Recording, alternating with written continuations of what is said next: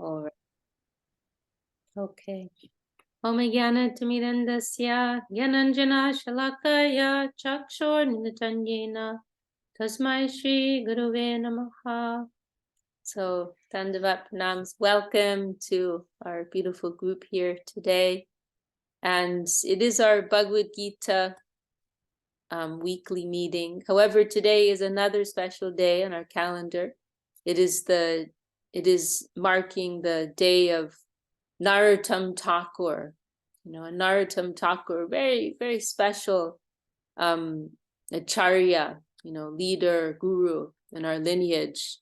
And he, we've heard, he's what, there are a lot of these great saints from previous ages, we unfortunately don't get to hear so much about, but Narottam is one who is quite well known. There are quite a few stories about him. He's someone who was very influential in his time. And he, in particular, we could say his contribution is that he helped keep Mahaprabhu's movement alive, and he appeared, he's kind of like 2 generations after Sri Chaitanya Mahaprabhu. And he did a huge amount of work to keep, Mahaprabhu's movement, alive and kicking, particularly in the Bengal area. And he, and his whole life, there are so many wonderful stories from his early years. He was actually born into a very wealthy family. They weren't royalty, but they were treated like royalty because of the amount of wealth and influence that they had. And but from his childhood, he was never interested. He always had this natural inclination to a life of devotion. And another very interesting thing, before he even was born, there was this very special moment that, when Sri Chaitanya Mahaprabhu, when he was on his travels throughout India at one point, he came across the area where Narottam was born. What is the name of that village? Can anyone remember? What is the name of Narottam Thakur's village? Let me look it up quickly. Narottam birthplace. But there was this moment in Mahaprabhu's travels when this was like quite a number of years before Narottam had been born. Narottam stopped on the banks of this river and he called out 3 times, Narottam, Narottam, Narottam. And at that time when Mahaprabhu was traveling, he was traveling with a few companions and they were all completely puzzled. Why is he calling out this Narottam? They didn't know what he was talking about, so they're very puzzled. And then he continued on his way. And then fast forward however many years later, that would be 20 years or something, then Narottam appeared there. And so, as I mentioned, he was born to this very wealthy, influential family. And they had high hopes for him, right, continuing with the family business, but he was never interested. Then there was this one occasion when it was maybe he was around 8 years old or something like that. And I wish I could remember. There's also this river. Oh dear, it's out of my memory right now. But there's this river. It was on the banks of this river that Sri Chaitanya Mahaprabhu had called out his name. And one night, in the middle of the night, Narottam was awakened, and he was receiving this inspiration that he should go and bathe in that river. This is in the middle of the night. And when he entered the river, he felt this embrace, this spiritual embrace. And from that moment on, he entered this very deep mood of devotion. That's right, Keturi Gram, I found, in Padma River, Keturi Gram. someone's put it here as Ketri, but we hear more often Ketori Gram. And it was this Padma River. And so in the middle of the night, it was like he was left some gift there of divine love, prema, from Mahaprabhu. And he felt this embrace. And from then on, he entered this very deep state of ecstasy. And our Gurudev said even the color of his body changed, and he became this golden color, like similar to what Mahaprabhu's appearance was like. It was like this empowerment, descended. And from that time on, he became completely indifferent to anything of this world. He was always chanting the name of Krishna, showing symptoms of ecstasy. And he had this strong desire to go to Vrindavan. And he would beg his parents, and they wouldn't let him go. They wanted to, keep him as their son and continue the family line and so on. And so, this was going on, right, for some time. And then one day when his father was away on some business, he was finally able to convince his mother. And so he went to Vrindavan. And in fact, before he went, and then so he would have been like early teens around this time, maybe like early teens, something like that.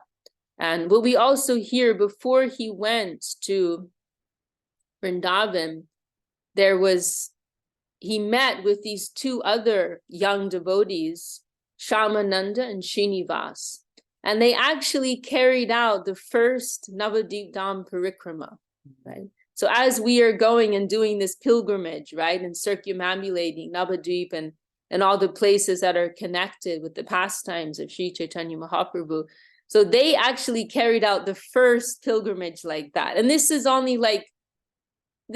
very long after Mahaprabhu had left the world, right? And so it was like a very fresh moment, and also some sadness, right? And this is something that Narottam expresses in his songs sometimes. This is another very important contribution of Narottam Thakur, his songs. Like about half of our songs, or if you look in our Kirtan guide, about half of them are by him, Narottam Thakur. And this sentiment is sometimes expressed in his songs. Like there was like this kind of pain in him, like he came so close and was so far, like he just missed it. That divine Leela of Sri Chaitanya Mahaprabhu. He was so close and yet he missed it. So there was some pain in his heart because of that. But so they had this very special parikrama. Actually, that would have been the second. It was the second Navadip Parikrama. Because the first one was actually Jiva Goswami, of the 6 Goswamis, being led by Nityananda Prabhu himself. And that's being described in this book, Navadip Dham Mahatyam, this vision of Bhaktivinoda Thakur, Nityananda Prabhu personally taking Jiva Goswami to all of these places. And then the second one was this Narottam, Shamananda, Srinivas. So then the three of them, they went to Vrindavan, and then there was an interesting the way that Narottam came to his guru was very unique, because Narottam, he'd received this inspiration, like an instruction in his heart from Mahaprabhu, that he should take initiation from this one Vaishnava in particular, called Lokanath Goswami. But Lokanath Goswami, see, there are different moods in Vaishnavas, right? Some Vaishnavas have a mood of like internal cultivation. They don't like to practice in a group. They don't like to have followers. They just want to quietly go on with their, spiritual realizations. And Lokanath was of that nature. And Narottam, he's actually of the other nature, always in the mood of distribution. And so this Lokanath, he'd made a vow that he wouldn't take any disciples. And he was very extreme in his solitary mood of devotion. And our Gurudev mentioned he wouldn't even keep one glass of water with him. He would stay under different trees in Vrindavan. And he had a water pot he kept, but he'd keep it upturned. because our Gurudev said, then if somebody came to visit him, they may ask for some water, and then he would have to engage in some discussion. And he was so averse to any type of social interaction, he wouldn't even keep a little water with him.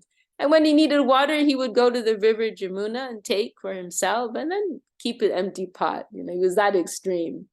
And he'd made a vow, he didn't want to take any disciples. And meanwhile, Narottam, he's received this order from Mahaprabhu to take initiation from him. So this was like a real conflict. And Narottam requested him again and again. And Lokanath is refusing him again and again. And so Narottam, you know, he's like facing this dilemma, like, what am I going to do, you know?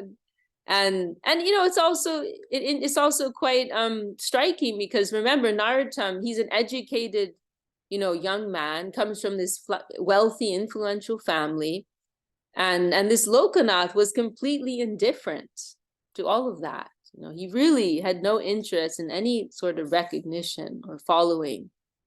So Narottam, he's like puzzled over this. How am I going to deal with this? And in his earnestness, he came to a very extreme decision. And what he began to do, he was like observing, like looking, you know, like these great Vaishnavas, it's actually difficult to serve them, because, you know, they don't like to be served. So you have to like search for the loophole, like, how can I serve them?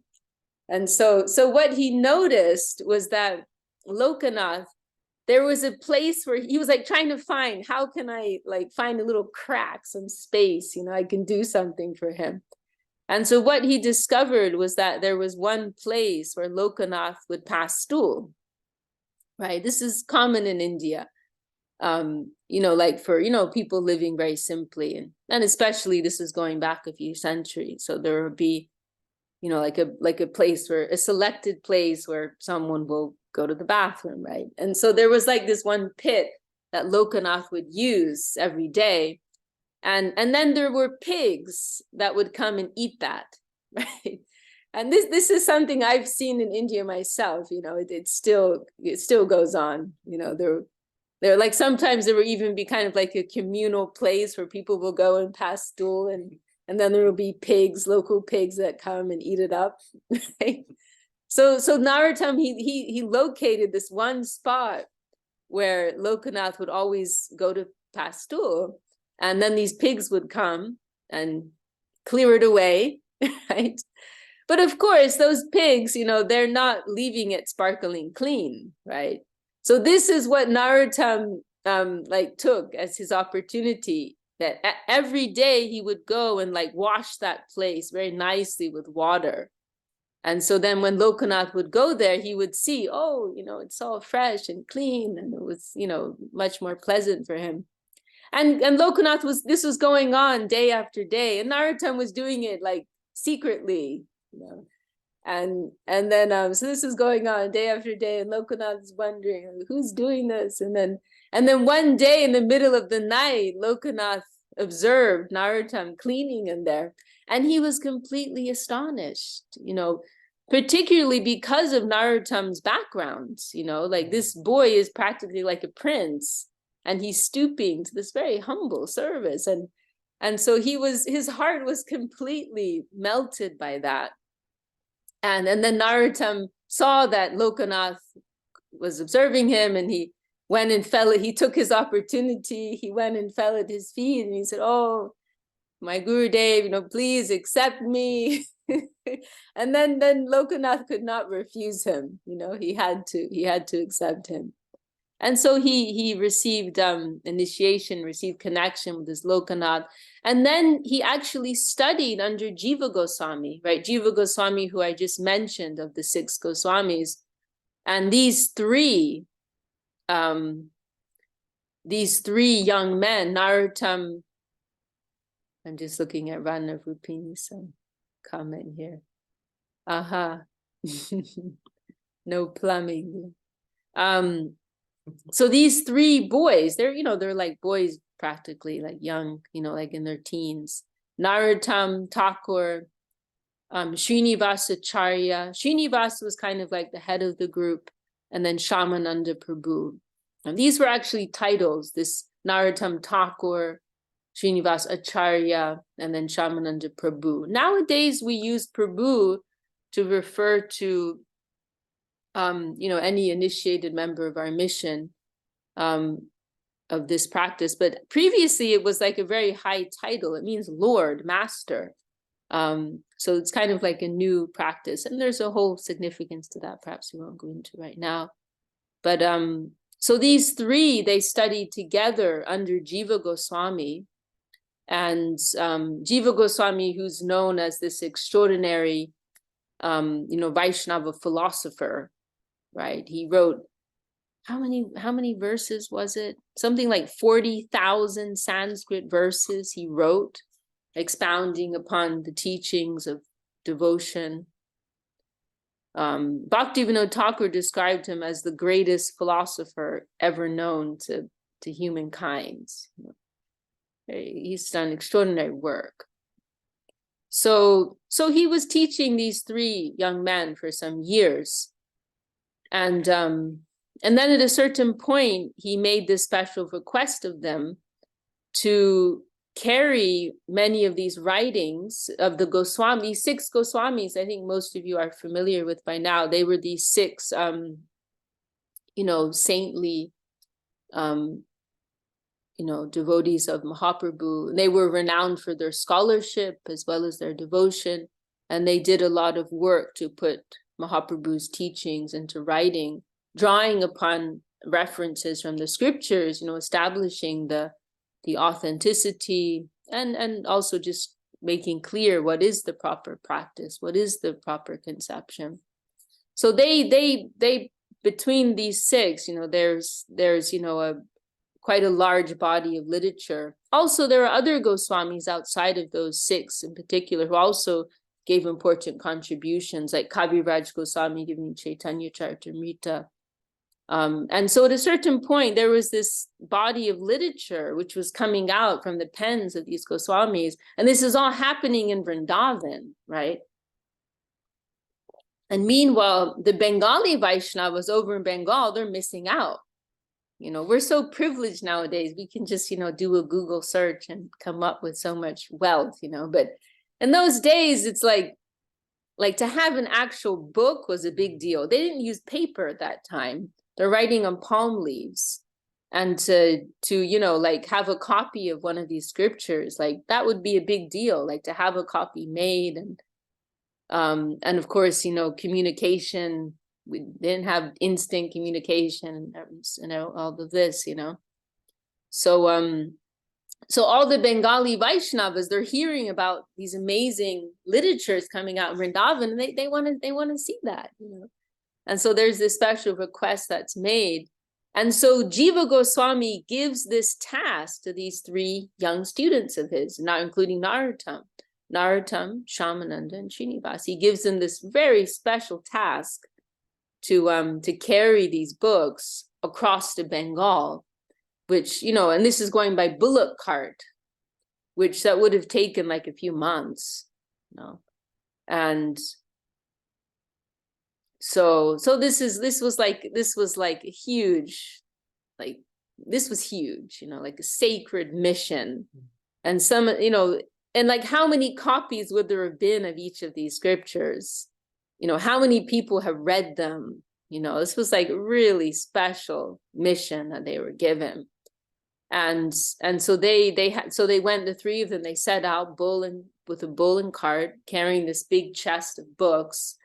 And then there's a whole story about how when they reached the border of Bengal in Vishnupur, I might have told this story recently. I can't remember. But then there's this incident when they reach the border of Bengal, this one town, Vishnupur. They wake up in the morning and their box of treasure has disappeared. and so they're absolutely devastated. Let's try and come up with an analogy, like imagine you're carrying like $1 billion state secrets, right, from one part of the world to the other, and it gets stolen along. It's like, you may as well just go and kill yourself. Like, it's like you don't fix that, you know. You know? So they're absolutely devastated, you know. And some of these books don't even know if there were other copies available. And so they're running around, you know, tearing their hair out, trying to find out what happened. And they can't find any clues. And so Srinivas, he was the head of this trio. And so then he sent Narottam. No, Narottam, sorry, I think I said in Bengal before. He was mostly preaching. So he appeared in East Bengal, what's now Bangladesh, I'm pretty sure. But where he was mostly preaching is Assam. It's a different region. So I think he went to Assam and was preaching there. And then Shamananda may have gone to the Puri or Rissa area. But Srinivas told them, like, you go ahead and we don't need to hold up our mission. At least you can go and, you know, spread the word, you know, go on with spreading this message of Mahaprabhu, and I'll stay behind. He took responsibility. I'll stay behind and try to find these books. And what had actually happened is that this king, Raj Bir Humbir, he was a funny guy. He was like something of a religious minded man, like had some piety, some faith in God, but he also had his you know, his other side. And he had like this gang of thugs who go out and rob for him. And he had this, what they call a jyotish, like an astrologer, but not limited to astrology. And he could make these calculations as to where would be like where there would be some good bounty, right? Like what time, what place, where you would go to find, you know, some treasure, good opportunity, right? And so what he identified was that this box of books was a box of jewels. Like, according to his calculations, these three young men were carrying a chest of you know, valuable jewels. And so the king like sent his men to steal this box in the middle of the night, thinking it's filled with jewels. And when he opened this chest, he saw it was books, and he's puzzled. And so he asked his jyotish, astrologer, can you check your calculations again? And he said, and he checked, and he said, it's coming up again, the same thing, like they're jewels. And so the king, as I said, he had, you know, he had some religious side, and so he understood, oh, these are not ordinary books. And so he kept them safely, and he actually began to offer some worship to them every day. And meanwhile, you know, poor Srinivas, you know, he was becoming sick. He wasn't eating properly, and spending day after day, like searching far and wide, trying to understand what happened to these books. And then there was this incident where Srinivas had a friend who invited him to there was a recitation of the scripture Bhagavatam that was going to be held in the king's palace. And so this friend invited Srinivas, oh, do you want to come and hear this? And Srinivas thought, oh, well, why not? You know, something different. And so he went, and but the man who was giving the talk was giving these terrible explanations. And Srinivas, he was actually, he had this special blessing from Mahaprabhu and Gadadhar Pandit to have a very profound understanding of Bhagavatam. And so when he was hearing these explanations, it was causing him a lot of pain.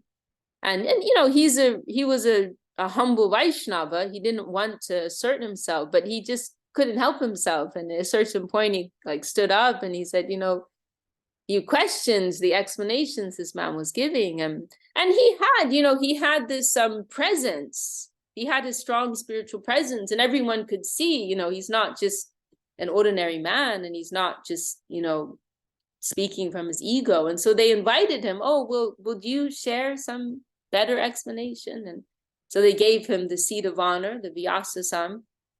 And he went on to give these extraordinary, beautiful explanations of Bhagavatam. Everyone's heart was captured by him, and actually, eventually, that whole region they became disciples of Srinivasacharya. Everyone was so captivated by his spiritual presence. And so after that explanation, then the king was so impressed, and he took him aside and he said, "Oh, can I do some service for you?" And Srinivas said, "Well, as it happens, I'm looking for this chest of books. Do you know anything?" And then the king, he's very ashamed, and he brings him in his inner room and he shows him these books, and so there was a happy ending, right? Then meanwhile, Narottam is out on the field, spreading the word and uplifting the people, sharing his songs. And then they send this news, Srinivas sends the news, "Oh, we found the books." And then they held a grand festival in Narottam's birthplace, Ketodigram. And this was like a historic moment, like amongst like Gaudiya, like historians, like this is like a huge moment. This festival, it was actually the first Gaur Purnima, celebration of the birth of Lord Chaitanya Mahaprabhu. And it was like 6 deities, from what I recall, 6 deities, like, and big deities, grand deities were installed at that time at this festival. And so Narottam was there, like, as one of the, leading, presiding persons there. Janava Devi, who was the consort of Nityananda, she was invited, like, as the presiding, like, head of the whole assembly, which was quite impressive, especially, as a woman, she was recognized as the leader of the whole group of Gaudiya Vaishnavas at that time throughout India. So she presided over this whole assembly. The Narottam, Shyamananda, Srinivas were there. And I've heard different like tidbits here and there of some descriptions of this gathering. It went on for like a week or something. And as I said, there were these 6 like grand deity installations that took place. There were these discourses that went on, amazing kirtan. And it's said that one of the highlights of this whole festival was the opportunity to see Narottam dance. It's said that Narottam Thakur was an amazing dancer, and he would have these beautiful dances during the kirtans. So that was a very special event, this Ketodigram festival. And so then Narottam, so he went on to become this like huge acharya. He had thousands and thousands of disciples. And another thing that's interesting in Narottam's life is that he came from this particular caste. It's called the Kayasta caste. And because the caste system in India it's very complex. It's not just Brahmin, Kshatriya, Vaishya, Shudra. I think most of you are familiar with these 4 classifications. There were many other categories as well. And this Kayasta class, they're like, so Brahmins, right? Brahmins are considered the highest caste. And they're the most revered, the most respected. And there are all these like social taboos and points of etiquette, and so Kayasta caste, although they were generally like powerful, wealthy people, they weren't, in some parts of India they're even seen as like a lower caste. Other parts they're respected more. But so what was controversial is that Narottam, he came from this lower caste, but he was giving initiation to Brahmins. And this was like a bit of a social taboo, right? There were many Brahmins who could recognize the spiritual power of Narottam, and they're not getting stuck on their status as Brahmins, right? They're recognizing he has spiritual potency. So, my birth as a Brahmin doesn't matter. But then there were other Brahmins who were getting upset about that, who were stuck on this whole birth issue. And so this was a big controversy. And there's one very funny story. Narottam, his very good friend, he had a very good friend called Ramachandra Kaviraj. And there's this one story. At one time, there were these Brahmin pundits. They were scholars. They were coming to challenge Narottam. They wanted to, and this is like a kind of a tradition in India. There's a whole tradition of debate and scholarship and, pundits traveling around India, defeating other pundits. It's like a whole thing. So one time there were these group of pundits. They were coming to challenge Narottam, and they want to try and put him in an inferior position because they're upset about him giving initiation in this way. But at that time, it so happened that Narottam was in ill health. And so his friends, Ramchandra Kaviraj, wanted to protect him. And so what he did is very funny. We heard this story from Gurudev. And there are actually a number of historical accounts also. Like, as I said, we're fortunate we know a lot about Narottam, and there are quite a few books, like even from close to like in his own time, which are describing, the events of his life. So this is one of those stories. So his friend, he came up with this idea. He went on the outskirts of the town, like where all the visitors would have to come in on following the road into the town. He set up this shop, like selling some essentials that any traveler would need when they're coming into the town. So like they were selling some clay pots that people would use for cooking and things like that. And so then these scholars, they arrived at the town. Sure enough, they stopped at this shop, and they're purchasing some items. And then this friend of Narottam, Ramchandra Kaviraj, he's a great scholar, and he strikes up a conversation with them. But he speaks to them in Sanskrit, and he like challenges them in a debate, and he defeats them in the debate.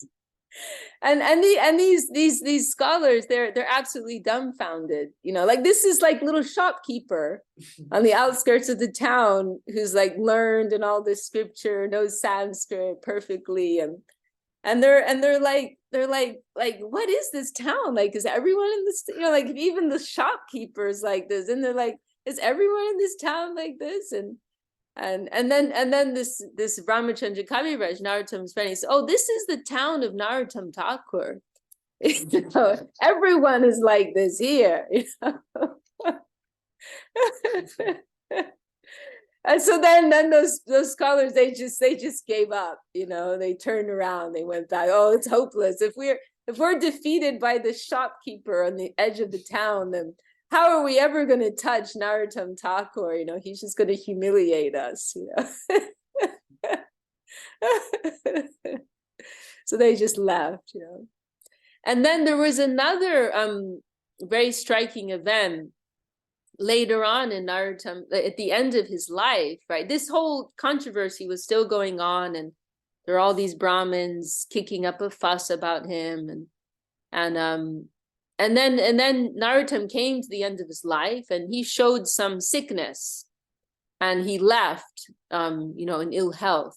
But Narottam's disciples, they were concerned because they thought, and everyone, it was known that he'd been sick. And so Narottam's disciples, they were concerned. They thought, like, if he left in this way, then this would be an opportunity for these inimical groups to criticize him. They would say, oh, yes, look how he died. He's suffering for all of his offenses against the Brahmins. And you just see him, getting his karma and like that. And so they were concerned that, all the, the reputation of their guru would be, disturbed by these people. And the good work Narottam had done would be lost, would be unappreciated. So they prayed to Narottam. He's like, laying in his bed, and he just left his body. But they prayed to him, please, Gurudev, don't leave like this. You can't leave. If you leave like this is, all these people will take advantage and they'll criticize you. So please, you have to come and show them, who you are. And so Narottam, he was sympathetic to their prayer, and he actually came back to his body. And then he stayed for about 2 months more. And then he made an announcement, and he said, I'm going to leave on this day at this place at this time. And he invited anyone who wanted to come and gather there. And so Narottam went. So this was actually at a river, and perhaps it was that same Padma River. I don't remember. But it was a river. And there were many crowds who came to watch, what's going to happen. And Narottam came at the designated time, and he entered the water. And it said that his body, and there were hundreds of people watching, it said that his body dissolved into milk and, merged into the water and flowed on with the stream. And so everyone present, they were completely astonished. And all those persons who had been, critical of him and inimical in different ways, they made an apology to the disciples of Narottam Thakur, realizing the mistake that they'd made. And so actually to this day, we don't have like a proper samadhi for Narottam. In Vrindavan, there's what we call a pushpa samadhi, like something built in his honor, but his actual body disappeared like that, as we hear. So normally this is not normally the mood of the Vaishnavas. They don't like to show their power, because it is a distraction.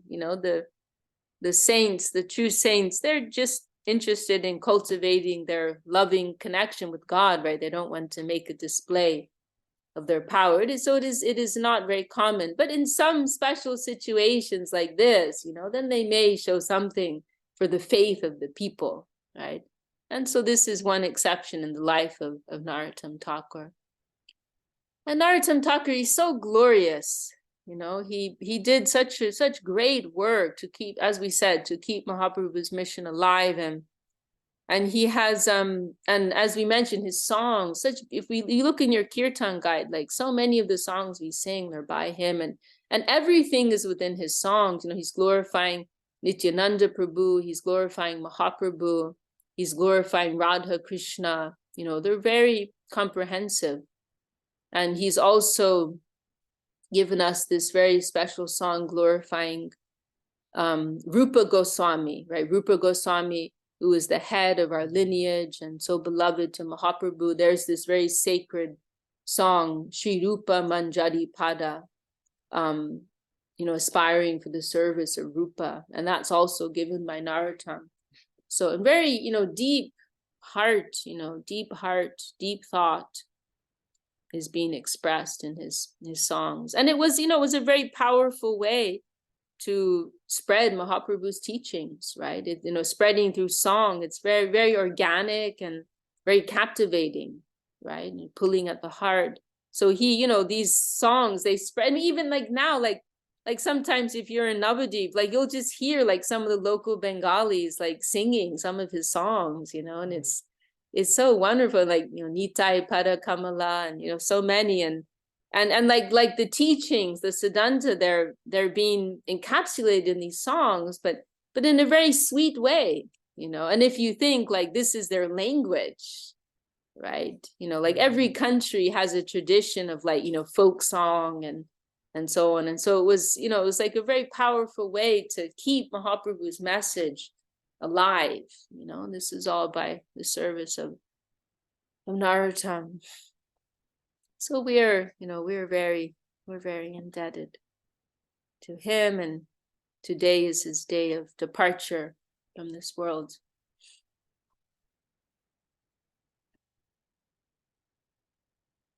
He has one song, actually it would be nice to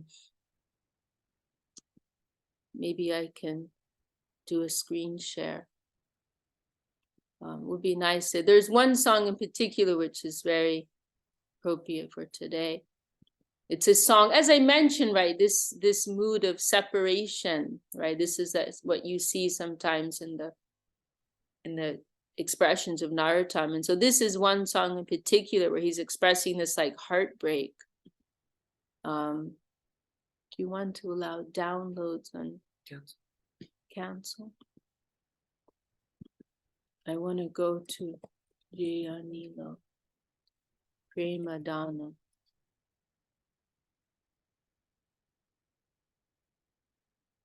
Here it is. It's a very heart-wrenching song. Yeah, I can do it. The screen share. Is this I want to show this? Mm-hmm. Is that it's not showing up here? Is it this? Yeah, it'll be so fine. Okay. You have to press share. Allow Zoom to share your screen. Goodness, all these technical things. They say that Apple is better, but I'm still not convinced. I think I'm gonna have to go back to Windows. Either you have an Apple's brain or you have a Windows brain. Yeah, that's the thing. Yeah. I already got formatted in Windows, and I'm now too old to.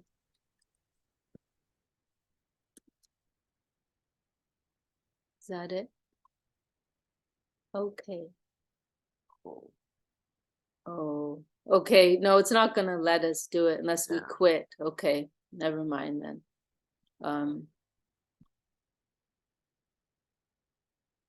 But maybe I'll just read this out to you. It's very heart-touching, this this song. Jayanilo Premadana Karuna Pracho Hena Pramukota Hena Charjataku. He who brought the treasure of divine love and who was filled with compassion and mercy. So he's like Narottam in this song. He's kind of like going through all of these close associates of Sri Chaitanya Mahaprabhu, who he didn't get to meet. He didn't get to meet Mahaprabhu, and he didn't get to meet these associates of Mahaprabhu. But he has such a deep feeling of connection with them. He who brought the treasure of divine love and who was filled with compassion and mercy, where has such a personality as Advaita Acharya gone? Where am I, and he says my, right? Where are my Swarup Damodar and Rupa Goswami? Where is Sanatan? Where is Raghunath Das, the savior of the fallen? Where are my Raghunath Bhatta and Gopal Bhatta? And where is Krishnadas Kaviraj? Where did Lord Gauranga, the great dancer, suddenly go? I will smash my head against the rock and enter into the fire. Where will I find Lord Gauranga, the reservoir of all wonderful qualities? Being unable to obtain the association of Lord Gauranga, accompanied by all of these devotees in whose association he performed his pastimes, Narottam Das simply weeps. Very, very heartbreaking song of separation. And we traditionally will sing this song on the day of departure of all the great Vaishnavas in our in our line. And this has come from Narottam. So yes, this is Narottam Thakur. And we are also in this month of Kartik, of course, very sacred month dedicated to Srimati Radharani. So we're here in the mornings and evenings here. We're singing. There are a number of extra songs that we'll sing during this time, and which has been very special. And some of those songs they're describing a very, very high, very elevated mood of devotion.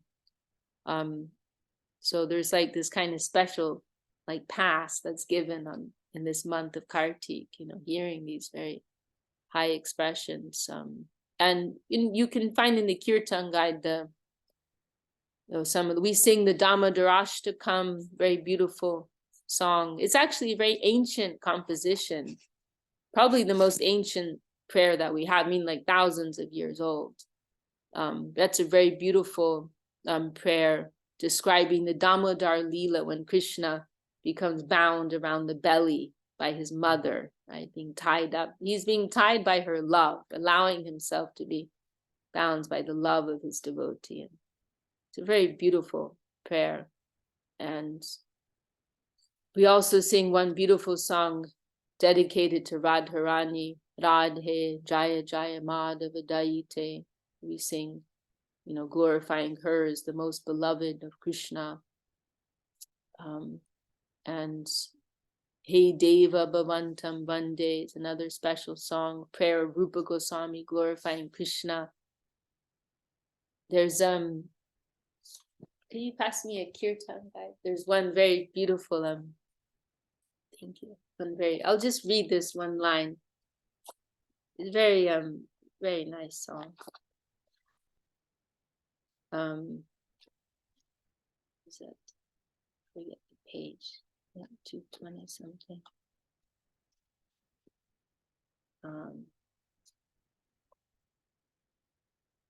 This maybe I'll just read. It's very nice. It's very beautiful. I'll just sing this first line. He Deva Bhavantam Vande Manmanasa Madhukada Marpaya Nijapada Pankaja Makanande. O Lord, I offer my respectful obeisances to you. May you place the bumblebee of my mind and the honey of your lotus feet. Although Brahma and his samadhi cannot obtain a glimpse of even a ray of the tips of the nails of your feet, still, O Achyuta, having heard of the waves of your astonishing mercy, I yearn to see you. O Madhava, although I have not, Madhava is another name for Krishna, although I have not even a sesame seed of devotion for you, your supreme power can make even the impossible become possible. O eternal Lord, may the bumblebee of my mind, finding there the most wonderful sweetness, eternally stay in the honey of your lotus feet, which rebuke the sweetest nectar. Very beautiful song we sing during this month. And then we also, another group of songs we sing are these Shikshashtakam, right? These 8 prayers of Mahaprabhu, the Shikshashtakam. Bhaktivinoda Thakur, he composed songs elaborating on each of these verses, and we would usually sing those in the evening. And those are on page, for those of you who have this yellow one, they're on page 200. And very, very beautiful songs. And I have actually some nice recordings of our devotees in Salt Lake singing all these songs. If anyone wants, I can share that. So yes, we are in Kartik, and then Monday, of course, is, as we mentioned, Srila Sridhar Maharaj's divine appearance day. So a lot of big days.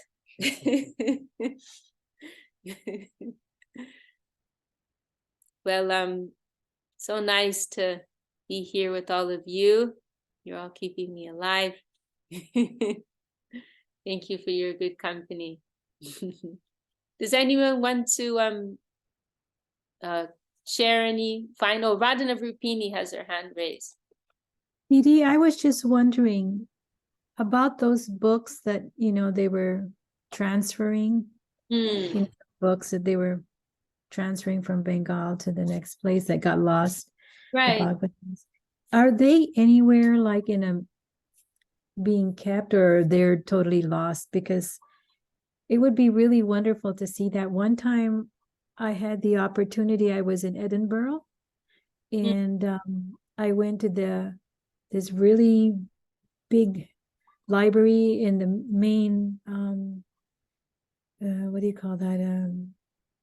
I was friends with an astronomer and his wife, and they took me to a library over there, and this is Edinburgh, Scotland, is that right? Scotland, yes. Okay. And I saw a book written by a monk in I forgot what date it was, but it was on leaves, and what they Oh, used was, really?